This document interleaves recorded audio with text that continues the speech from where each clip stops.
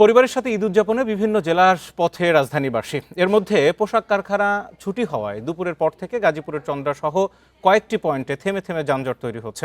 এদিকে ঈদ ঘিরে নৌ রুটে যাত্রীদের চাপ সামলাতে অতিরিক্ত ফেরি ও লঞ্চ চলাচল শুরু হয়েছে।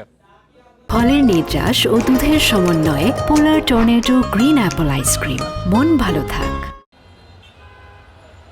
ঈদযাত্রায় গাজীপুরে ঢাকা ময়মনসিংহ ও ঢাকা টাঙ্গাইল মহাসড়ক দিয়ে গ্রামের বাড়ি ফিরছেন পোশাক শ্রমিক সহ সাধারণ মানুষ। বুধবার দুপুরের পর থেকে তাই দুটি মহাসড়কেই বেড়েছে যানবাহনের চাপ। গাড়ির বাড়তি চাপ ও রাস্তার মাঝখানে যাত্রী ওঠানামা করায় কয়েকটি পয়েন্টে থেমে থেমে যানজটের সৃষ্টি হয়েছে।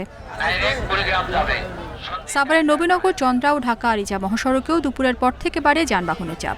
তবে ভোগান্তি কমাতে মহাসড়কের বিভিন্ন পয়েন্টে বিপুল সংখ্যক পুলিশ ও আইনশৃঙ্খলা বাহিনীর সদস্যরা কাজ করছেন। থানা পুলিশের যে সকল মোবাইল টিম রয়েছে তারাও সড়কে কাজ করছে। কোনো ধরনের যাত্রী সাধারণের ভোগান্তি যেন না হয়, আমরা সেদিকে সর্বোচ্চ গুরুত্ব দিয়ে আমাদের কার্যক্রম পরিচালনা করছি। মুন্সিগঞ্জের ঢাকা মাওয়া এক্সপ্রেসওয়ে ও পদ্মা সেতু এলাকাতেও এবার দেখা যায়নি চিরচেনা যানজট। টোল প্লাজায় আধুনিক ব্যবস্থাপনায় প্রতি 3 সেকেন্ডে পার হচ্ছে 10টি গাড়ি। ফলে দক্ষিণ ও দক্ষিণ পশ্চিমাঞ্চলের যাত্রীদের কাছে এবারের ঈদযাত্রা অনেকটাই স্বস্তির।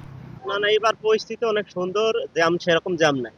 মানুষ নির্বিঘ্নে যার যার গন্তব্যস্থানে যাক এবং সেখান থেকে তারা ফিরে আসুক।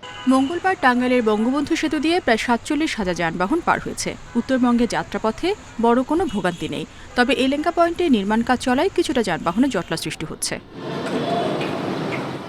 ঢাকা চট্টগ্রাম মহাসড়কের কোথাও যানবাহনে জটলা নেই। ভোগান্তি ছাড়াই বাড়ি ফিরছে ঘরমুখী মানুষ।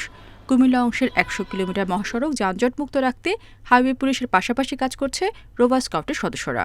নিজস্ব জনবল আছে, তার বাইরেও আরও প্রায় 200 জনবল ইতিমধ্যে ডেপ্লয় করেছে। আমরা আমাদের রেগুলার যে পেট্রোল এবং স্ট্যাটিক ফোর্স থাকে, আমরা প্রত্যেক থানাপাড়িতেই অলমোস্ট ডাবল করেছি, কোনো কোনো ডাবলের বেশি হয়েছে।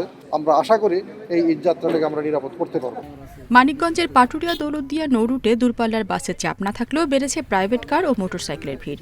মোট 17টি ফেরি ও 22টি লঞ্চ দিয়ে ভোগান্তি ছাড়াই পার হচ্ছে যাত্রী ও যানবাহন। রেশমি নন্দী, ইন্ডিপেন্ডেন্ট নিউজ।